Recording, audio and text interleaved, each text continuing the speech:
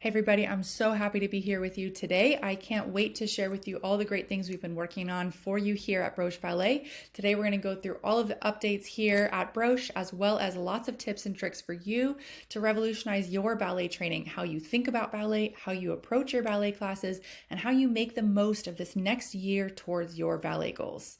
So let's dive in. I'm going to unveil our brand new website. We've been working so hard on it this year to really bring our philosophy here at Broche into our website. So the way I teach ballet, the way I break it down, the way I structure it, we're going to go through all of it here together. I really truly believe that each individual person has their own set of individual goals. Ballet overall gives you a very well-rounded approach to everything there is to offer in ballet, but you as a busy adult ballet dancer, you have limited time, energy, and resources to dedicate to your ballet journey, and you have specific goals. Maybe you dream of turns, maybe you dream of jumps, maybe you dream of partnering. Maybe you dream of performing. Maybe you want to be graceful and really turn heads when you walk into the room with your beautiful posture. You have specific goals in mind in your ballet journey. You have a vision in your mind of how you want to feel when you dance, of how you want to look when you dance, of how you want to be.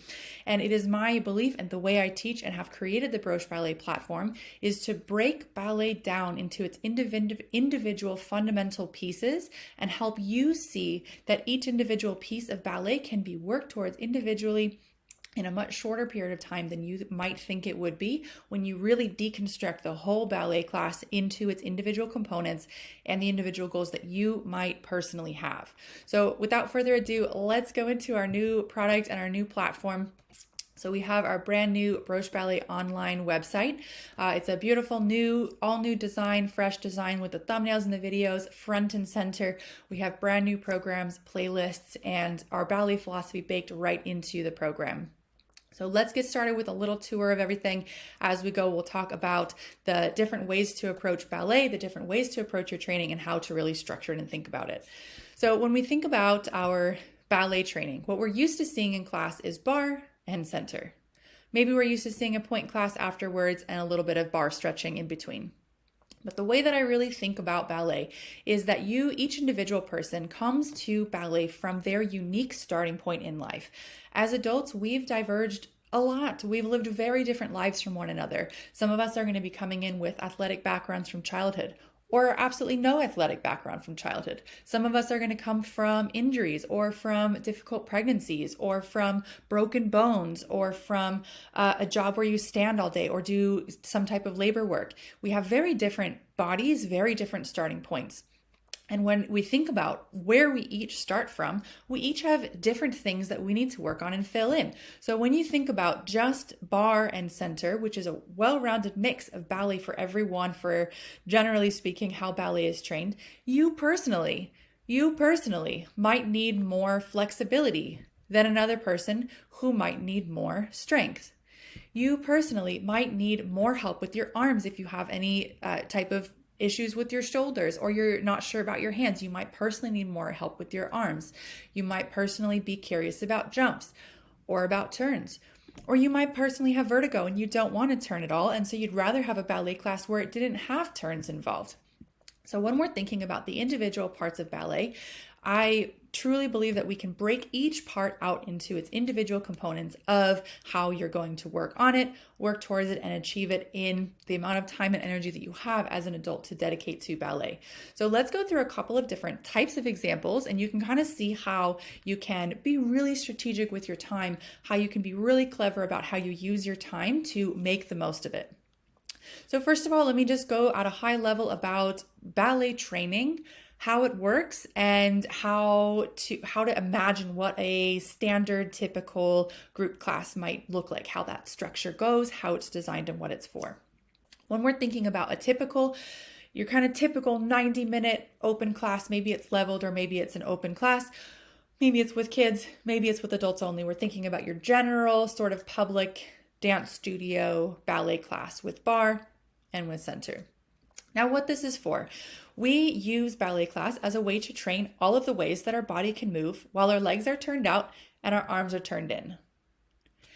The bar is designed hundreds of years ago systematically to go through from low intensity to high intensity, alternating back and forth to train your muscles to move in all the ways that a body can move when it's turned out. Now, as we go through each individual part and each individual piece, if you think about your typical 90-minute class, that is one unit. However, within it is a lot of different units. Within it, you have how to use your feet, how to use your spine, how to use your knees, how to use your arms, where to look, how to hear the music, how to memorize combinations, what order they're all coming in, how to be flexible enough to do them, how to be strong enough to make it through class, the stamina to make it all the way to jumps, where to face in the room. So one unit of a 90-minute class is actually hundreds of little pieces that you need to learn and gather along the way in order to do one 90-minute class. There are so many little pieces to gather that go into this class. Now, if you think about a 90-minute class, and let's say the most difficult part for you in that 90-minute class is one specific piece. Maybe it's frappes, or maybe it's that cambre forward, or maybe it's the petit allegro. If you want to get better at that one thing, the fastest way to do it would be to pluck that out of the 90-minute class and work on it in isolation. Within the course of a 90-minute class, you maybe work on that one thing for 5 minutes or 10 minutes total. So if you want to work on that one thing, pull it out and work on it for 5 or 10 minutes total, maybe 20 minutes, and then you've already doubled the time you've worked on it without doing the full 90-minute class. You can, of course, keep doing the full 90-minute class, but if you want to get better at that one specific thing, isolate it, focus on it, hone in on it, and work on it by itself in isolation on your own time, at your own pace, and really discover how to unlock that one particular thing. The types of things that you want to do with this: understanding your turnout, understanding your posture, beautifying your port-de-bras, figuring out footwork across the floor, landing your pirouettes, getting your double pirouettes, figuring out your fouette turns, your jumps, getting your feet to move so quickly, speed drills. Then you've got flexibility as well. You've got getting your body into more and more flexible positions. So you've got a wide range of different topics. Let's break these down into what I think of as the triangle here of your ballet technique. You've got steps, you've got skills, and you've got athleticism. Of course, overall, over top of all this, we have the artistry, right? Making it look easy and beautiful and expressive, right? So that's a layer, like an umbrella over top of the triangle is the artistry. So you've got the triangle: steps, skills, and athleticism. So I think of the steps as the what, the skills as the how, and the athleticism as your body's current maximum potential. So when we're thinking about the steps, those are going to be the types of things that you're going to find in our A to Z ballet dictionary. These are the what. This is your arabesque, your assemblée, your attitude, your balancé, your waltz, your ballonné. These are the what. These are the vocabulary that you learn in ballet class. These are the words and the grammar of how they go together. This is the what, the steps. Now within each of the steps, we have the skills, and that's how well you do each step, how technical that step is. The technical aspect of how well you do it is the type of thing you're going to find in our classes by body part library. So our classes by body part library is where you're going to go to take a look at the technique for every single body part, to work on the skills portion of the steps. So really deep dive on how to use your head, on how to use your neck, on how to change your face, on where to put your shoulders, on how to manage your elbows, your wrists, your fingers, your posture, how to breathe, your turnout, your knees, your feet, your toes, learning to count music, writing choreography, practice memorizing. These are all the skills, the how, the technique. Then you have your athleticism. This is your body's current maximum potential. This is how flexible you are, how much range of motion you have, and how strong you are, right? Your stamina, all of that, your body's current maximum potential. Generally speaking, we are not accessing our body's full maximum potential in class even, but as we expand our body's maximum potential, we unlock more and more of the skills. As you get stronger, you can have better pirouettes. As you get more flexible, your legs can go higher. As you get a stronger core, you can have better jumps and your legs can go even higher. Your athleticism, that third part of the triangle here, unlocks further skills. So you've got your what, which is a finite. The number of words in ballet is finite. It's about 300, but it's still finite. Is finite, the steps, the what.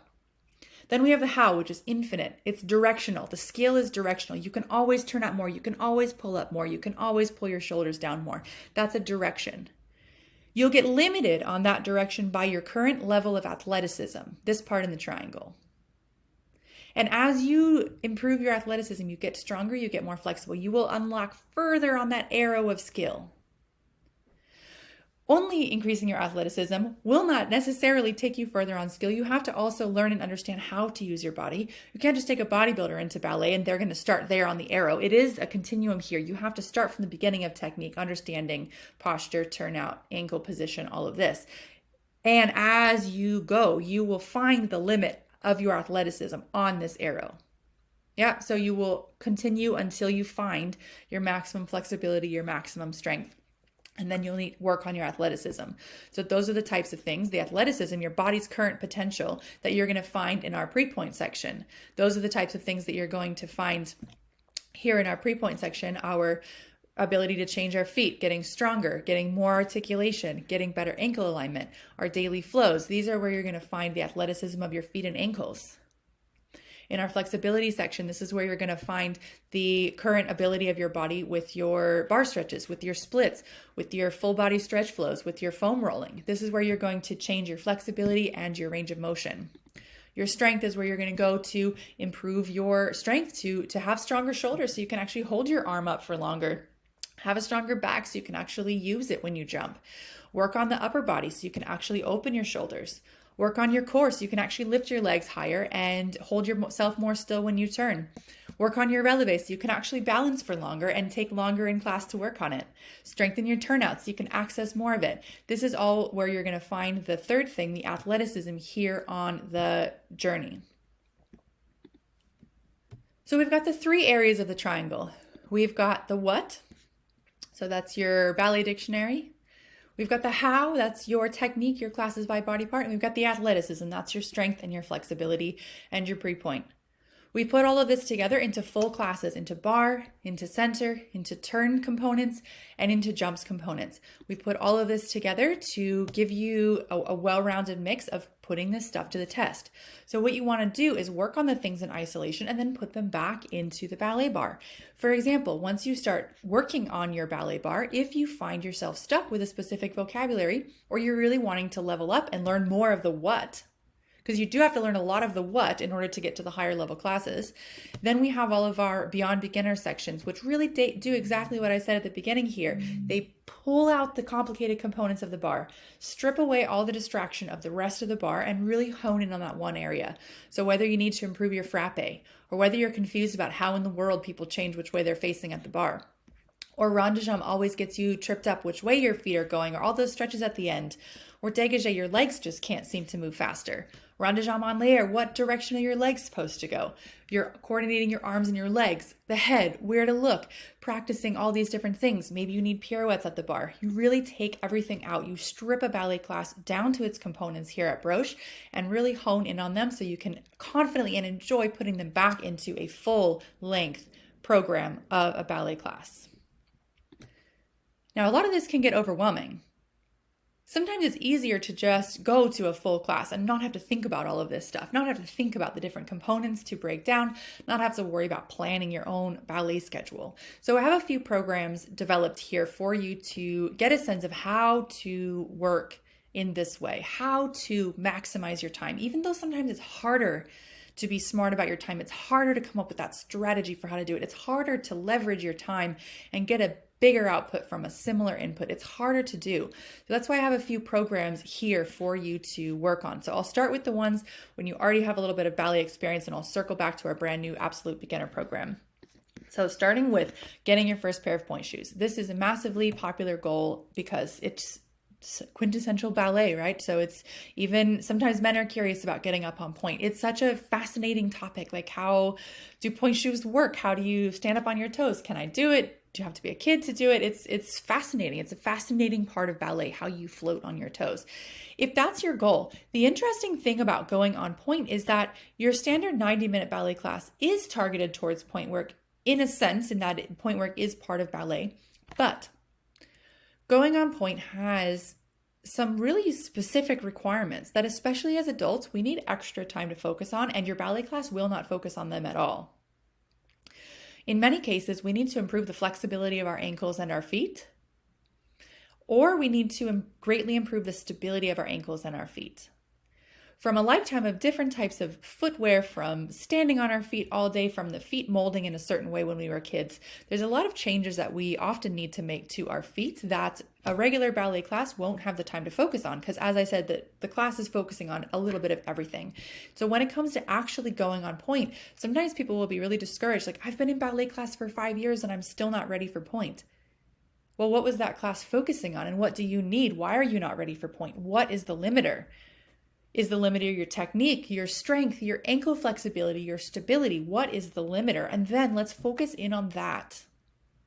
Just going to a well-rounded class, like for example, working on frappes, isn't necessarily working towards point. Yes, it's part of the coordination and the overall ballet and all of that, but it's not necessarily working on anything I mentioned about getting ready for point. So our program for Journey to Point starts exactly like that. So here on the side, you see that step 1 is the self-assessment. Where are you on your journey? Everything should start with this. Where are you? What can you do? What can't you do? And then let's fill in those gaps specifically. Don't just start doing random full exercises that don't have anything to do with what you personally need. So our program starts with a self-assessment. I also offer an assessment where I assess your feet and give you my 2 cents on where you need to work in your own practice plan that I give you and create for you. But you can do it with our self-assessment. You can get a sense of the areas that you need to work. It corresponds right with our program here. There's 4 criteria of readiness. Each criteria has its own playlist for you to work from directly and really hone in on the areas that you need to work on to get ready for point shoes.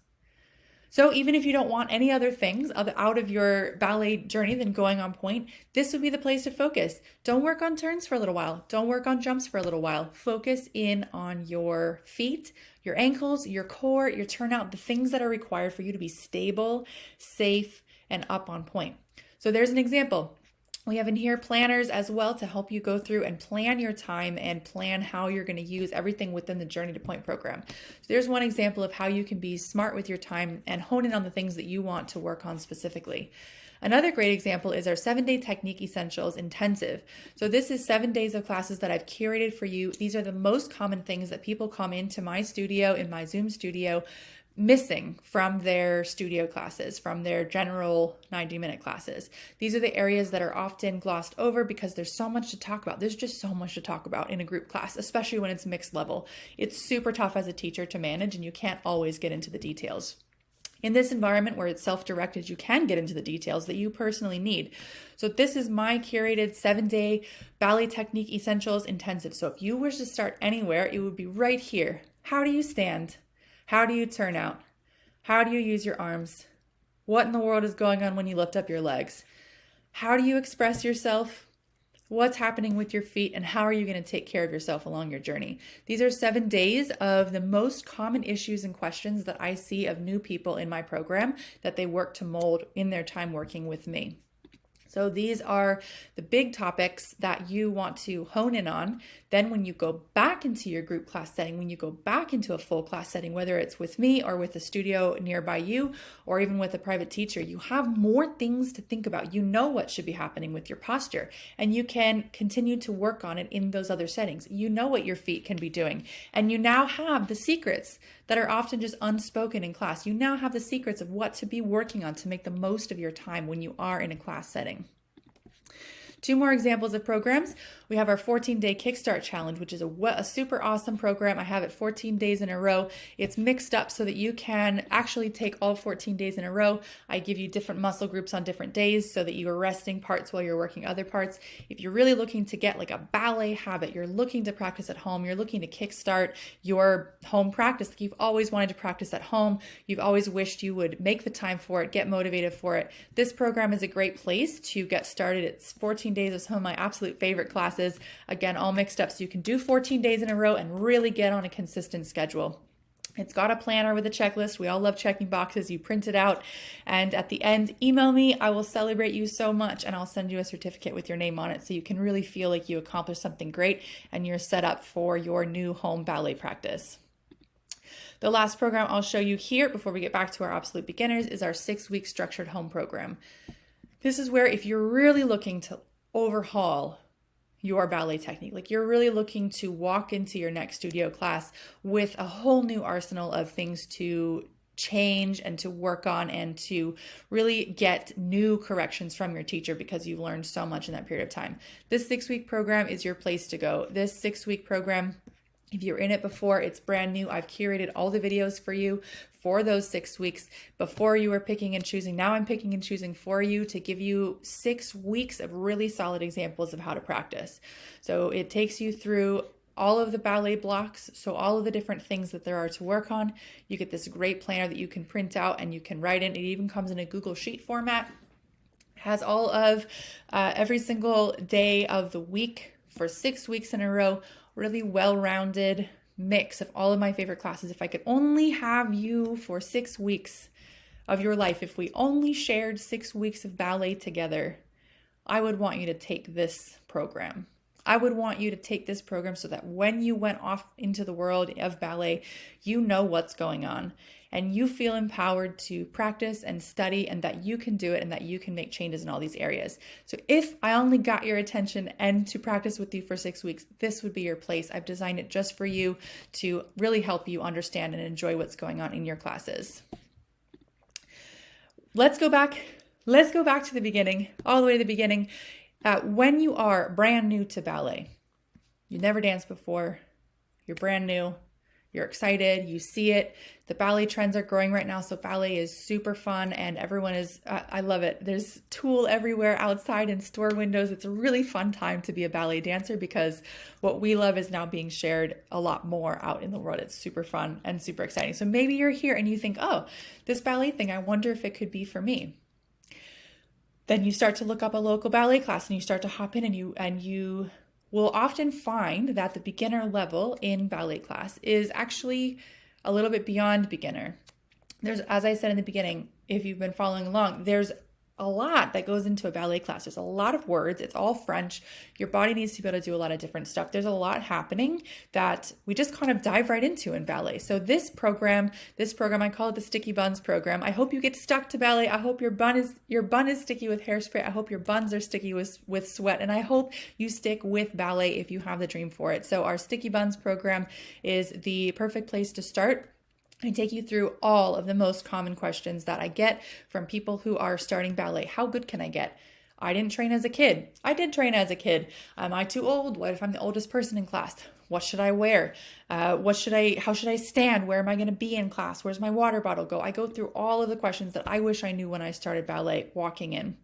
I go through all of it, including a beautiful inspirational video from dancers within our studio, your peers, people who started ballet from adulthood, from beginning of all ages, into the 70s, into the 80s, dancing and really enjoying this beautiful art form. So by the end of the informational part of this, I hope you have a very great overview of what it's like to take ballet as an adult, that you see yourself in ballet and enjoying ballet, that you can see yourself in the community, whether it's here with us at Broche, out in the world in your studio classes. I hope that this program will set you up to walk into your first beginner ballet class knowing what's going on.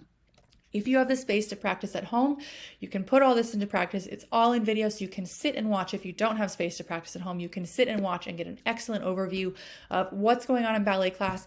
All of the videos have the words on the screen while I'm demoing it, so you can really see side by side how everything is written, how the patterns work, how ballet is structured. You can see it all. If you do have space to stand up and give it a try, I've curated for you your first ballet classes week by week, day by day, from beginner to intermediate, from beginner to end here, all the way down so that you get ready for your first ballet class.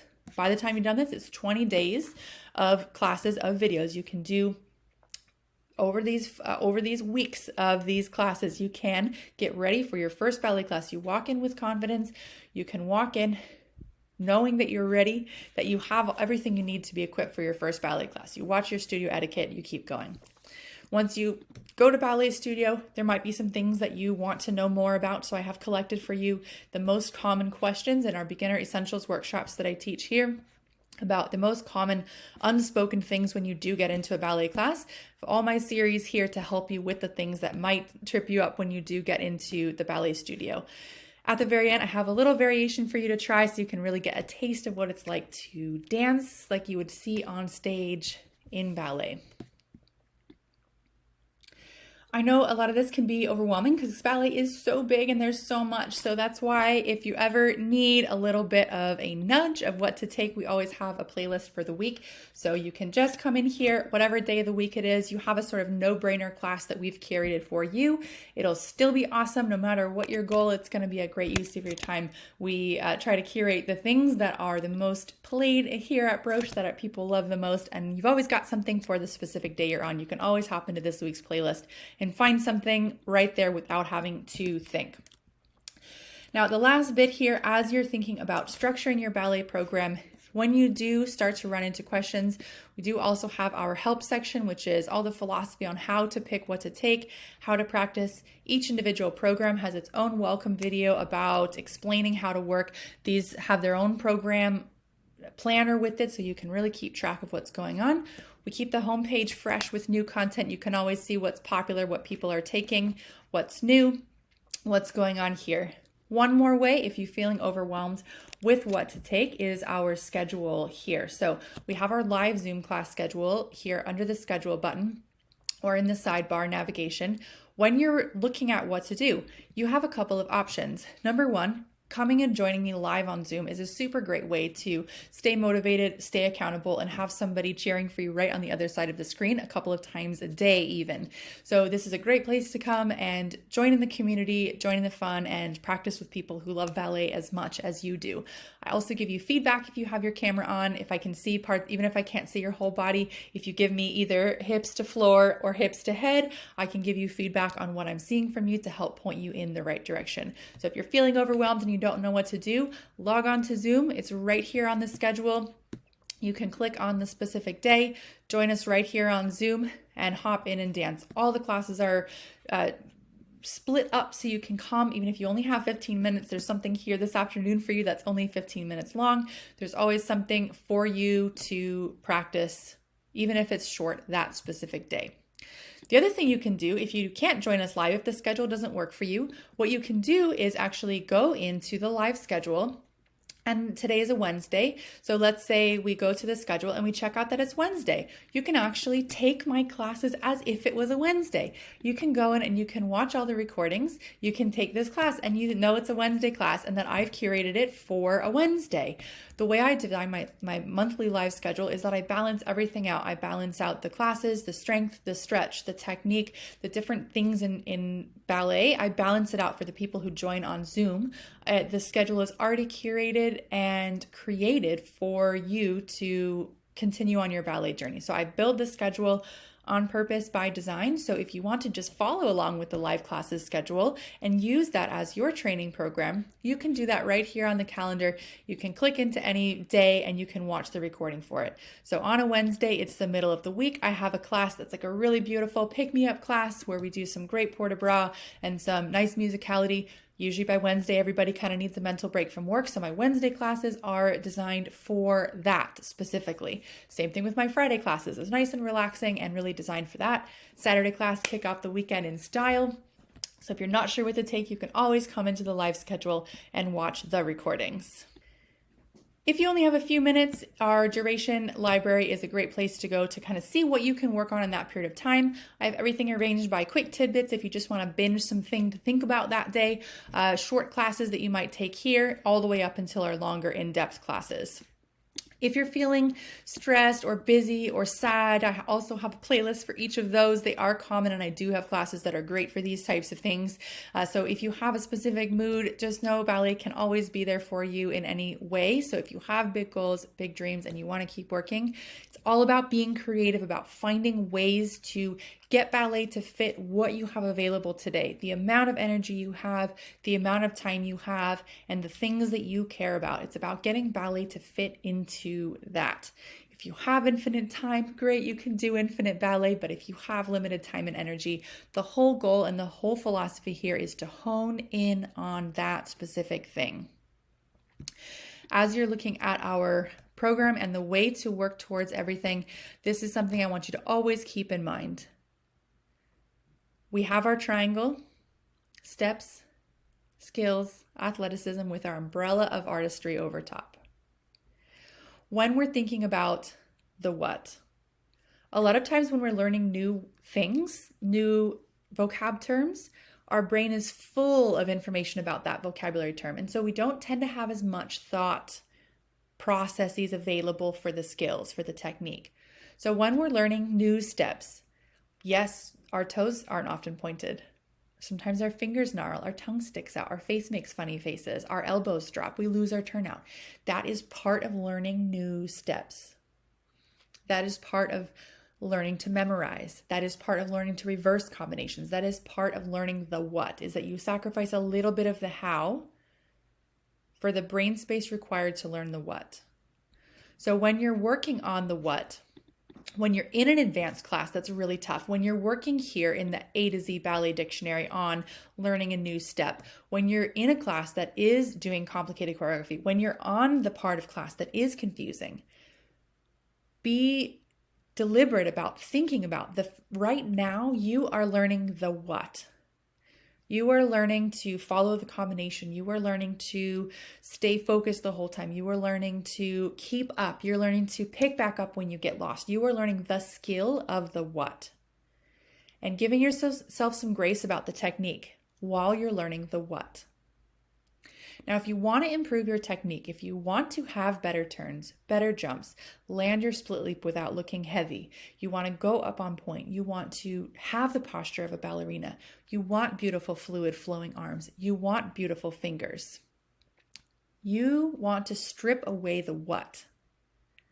The what takes up a lot of mental energy.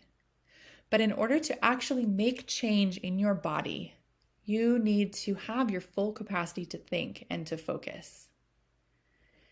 It's just like when you're training a dog. Have you trained a dog before? If you're training, the number one skill to making change is focus.